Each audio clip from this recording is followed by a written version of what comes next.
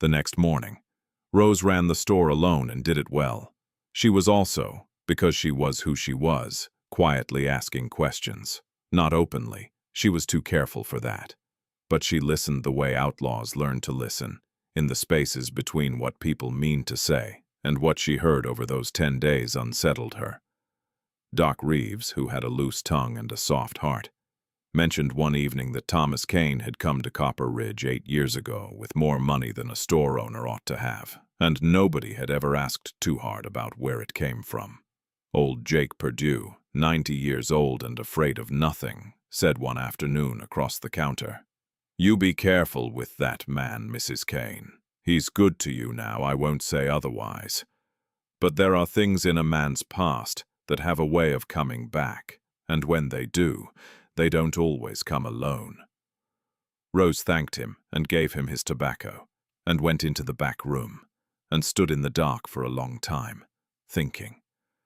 She thought about Thomas's steady eyes and his honest arguments, and the way he had looked at Clara's photograph. She thought about the note he had left her months ago. Partners share. You were right to do it. Tucked under her coffee cup one morning after she had quietly paid for a struggling family's supplies out of her own pocket. She thought about the fact that she was in love with him. She had been refusing to think that word for 2 months, but standing in the dark stockroom with Jake Perdue's warning in her ears, there it was. She had fallen in love with Thomas Kane. And the worst part was not the feeling itself. The worst part was that she did not know the whole truth of who he was. And she was an outlaw's daughter and an outlaw herself, and she knew better than anyone how badly the past could ambush a present that felt safe. Thomas came back from Denver on a Sunday evening, 10 days after leaving, looking older. She had supper waiting. She always had supper waiting now, which was a thing she had not planned to be doing, but which she had somehow started doing, and could not bring herself to stop. They ate without much talking. When the dishes were done, she sat across the table from him and looked at him directly. "Tell me," she said, "all of it. I can handle hard things. You know that." He was quiet for a moment. Then he told her. Before Copper Ridge, he had been in the freighting business with a man named Harlan Cross. Legitimate work, mostly. Then Harlan had started moving stolen goods, running guns to men who should not have had them. Thomas had found out and ended the partnership. They had argued badly. Harlan had ended up dead. Thomas had not pulled the trigger. But he had been there. And he had been 26 years old and terrified. And instead of staying to explain himself, he had run. "The letter was from Harlan's brother," Thomas said. "Walt Cross. He's been looking for me for years. He has a witness willing to lie under oath and say I did it. He wanted money to make it go away. And you paid him." "I paid him." His jaw was tight. "I sold the land outside town to cover it. The 50 acres. Rose went very still. The 50-acre piece.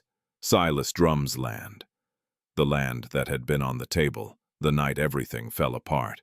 Thomas. Drum sold you that land 2 years ago." "Yes." She opened her mouth, closed it, opened it again. "Who introduced you to Drum?" Thomas looked at her. Something was moving behind his eyes. "Walt Cross," he said slowly. The silence that followed was the kind of silence that happens when two people see the same thing at the same moment. A thing that has been hidden in plain sight the whole time. "It was one game," Rose said. Her voice was very quiet. "It was all one game. Cross pointed Drum at you. Drum put you in debt, and then used that debt to put us together. Walt Cross knew about the marriage because Drum told him. They're working together, and now Walt Cross has a new threat to hold over you. Us, this whole year." She pressed her palms flat on the table. "They've been running us like horses in a race they set up themselves." Thomas stared at the table. Then he stood up and walked to the window and stood with his back to her, very still. "What do we do?" he said.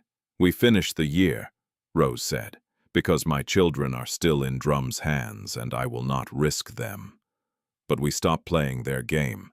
the way they set it up. She stood up.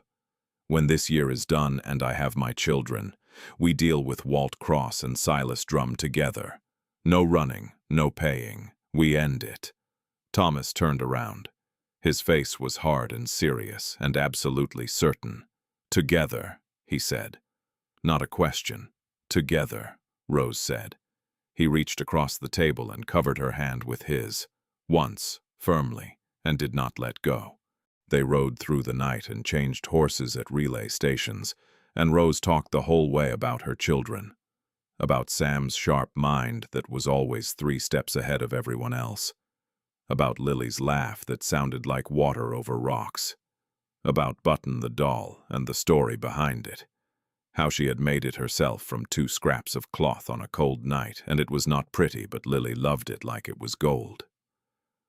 Thomas listened to every word. He asked real questions, not polite ones, real ones. He wanted to know these children.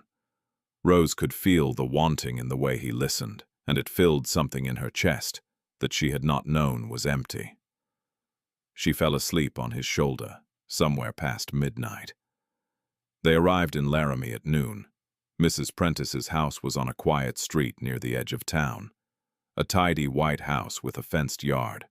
Rose was out of the coach before it had quite stopped. She knocked on the front door. The door opened. Mrs. Prentice was a round, gray-haired woman with kind eyes, and she looked at Rose and did not smile. And Rose knew, in the space between one heartbeat and the next, she knew, from the look on that woman's face, that something was wrong. "Come inside," Mrs. Prentice said softly. "Where are my children?" Rose said. Her voice came out flat and sharp. "Come inside, dear." "Where are they?" Mrs. Prentice flinched. She pressed her hands together.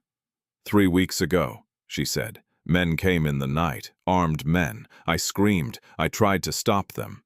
The neighbors came, but it was too late. They took both children and rode south, toward Copper Ridge. The world went sideways. Rose grabbed the doorframe. She felt Thomas's hands on her shoulders from behind, and she gripped his wrist and held it like a rope over water. She could not speak for a moment. She could not breathe. Everything she had spent a year building, the patience, the waiting, the careful, honest, slow-growing hope, all of it crashing down at once. "Who?" Thomas said over her head. His voice was quiet and very dangerous. "How many men? Which road?" Mrs. Prentice's neighbor had seen them. 3 men, fast horses, the Copper Ridge Road. One of the horses had thrown a shoe at the edge of town, and a stable boy had heard them argue while they fixed it, heard one name said out loud, Walt Cross. Rose straightened. She let go of the doorframe. The shock was still there. It would always be there, she thought. The echo of this moment would live in her for the rest of her life. But underneath it, something harder and colder had taken over. She turned to Thomas. His face was white and his jaw was set like stone. "He did this before Drum came to see us," she said, "while we were preparing for the anniversary. He knew Drum would keep the terms. He took them to stop us from going free."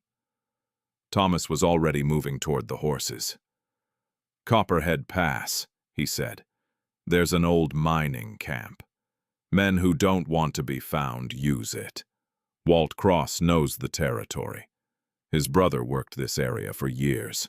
He stopped and looked at her. "It's a hard ride, dangerous trail. You don't have to."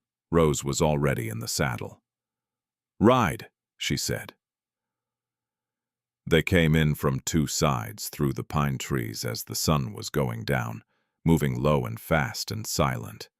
Rose had her gun out and her body was pure focus. Every outlaw instinct that had ever kept her alive, sharp and clean and cold as a blade. The camp was in a hollow. A small fire, 3 horses, 2 men visible, sitting and eating, a canvas tent at the far edge. Rose put her hand on Thomas's arm. They stopped, listened. From the tent, a small sound, half voice, half breath. A child trying very hard not to make noise. Lily's cry. The exact specific sound of Lily trying not to let anyone hear her.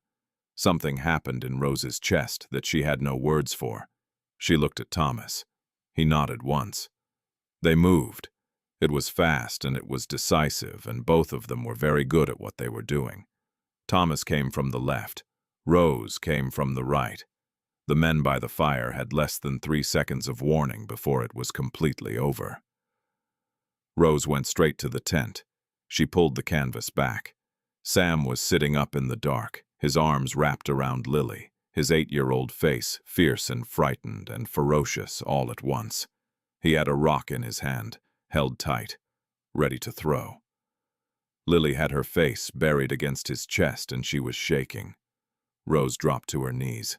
"Mama," Sam said. His voice broke exactly once on that word, and then he swallowed it down and held on tight. Rose pulled them both in and held them and shook and said nothing. She could not say anything. She pressed her face into Sam's black hair and Lily's soft cheek, and she held them like the world was ending, and they were the only solid thing left. Lily pulled back just far enough to press button the doll into Rose's face. She still had it. She had held onto it through everything. "Mama," Lily said in a small, soggy voice. "There's a man behind you." Rose turned. Thomas was standing a few feet back from the tent opening, his coat dirty from the fight, his hat gone somewhere in the dark. He was looking at the children with an expression that Rose had to look away from for a moment because it was too open and too much. The grief of a man who had lost a child. Looking at 2 children safe in their mother's arms and feeling all of it at once. "That's Thomas," Rose said. "He's with us." Sam studied him the way Sam studied everything. Carefully, seriously, without hurrying. Thomas met the boy's eyes and waited without looking away. "Did you help find us?" Sam asked. "Yes," Thomas said. Sam thought about that. "Are you going to stay?" Thomas looked at Rose. Rose looked at Thomas. "Do you want him to?" she asked her son. Sam thought about it with the full weight an 8-year-old gives to something that matters. "He came out here in the dark," Sam said finally. "So yeah, he can stay." Lily leaned out from Rose's arms and held Button out toward Thomas. "You can hold her," she said. "She helps when you're scared." Thomas crouched down to Lily's level. He took the doll in both hands with complete seriousness, like she had handed him something precious, which she had. "Thank you, Lily," he said. Lily studied him for one more moment with her round, bright, red-rimmed eyes. Then she patted his knee once, firmly, like a tiny judge handing down a decision. "You can come home with us," she said. The following October, on a clear, cold morning with the mountains going gold in the distance, Rose Kane stood on the porch of the house behind the store and drank her coffee and watched Sam and Lily chase the chickens around the yard. Lily had grown 3 inches. Sam had gotten more serious, which Rose had not thought was possible, but he laughed more too, which was the trade-off she had prayed for. Walt Cross was in a territorial prison, put there by a combination of Thomas's lawyer, Rose's written testimony, and the collapse of the false witness that Drum's telegram had quietly arranged. Silas Drum himself had moved his operations out of Colorado entirely. Rose kept a file on him anyway, in a locked box under the bed, because she was her mother's daughter and her instincts did not sleep. She taught reading on Thursday mornings at the store and had started a 2nd class on Monday afternoons. Thomas had built new shelves in the back room without being asked to, which was also where the Thursday class met, around a big table he had made himself. Thomas came out onto the porch and handed her a 2nd cup of coffee. He always knew when she had finished the first one. She had never told him how much she liked that. "Sam told me last night he wants to learn to shoot," Thomas said. "I know. He told me the same thing. What did you say?" "I said when he's 10. You." "I said ask your mother." A pause. "I'm learning to be wise." "Very late in life," Rose said. "Better late than never." He put his arm around her and she leaned into it, and they stood on the porch in the cold October light and watched their children and their chickens and the wide open sky over Copper Ridge. Rose Calloway had been a lot of things in her life. She had been reckless and brave and stupid and fierce and desperate and alive in the way that people are alive when they are always moving and never stopping to look at what they are running past. She had lost her children on a bet in a dirty saloon at midnight. She had been handed a life she had not chosen. She had spent a year being ground down and built back up by cold winters and honest conversations and cups of coffee that were always ready in the morning. And, somewhere in all of that, without asking permission and without making any kind of announcement, she had found the one thing she had never known she was looking for. Not adventure, not freedom, not the next job or the next town or the next escape.